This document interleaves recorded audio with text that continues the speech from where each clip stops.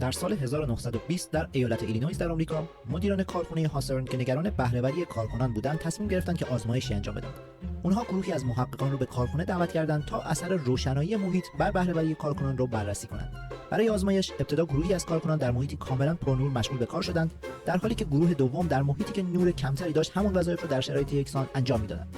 تو بررسی نتایج مشخص شد که هر دو گروه افزایش عملکرد یکسانی داشتند. برای همین محققانی از دانشگاه هاروارد به کارخانه دعوت شدند تا علت این پدیده رو بررسی کنند.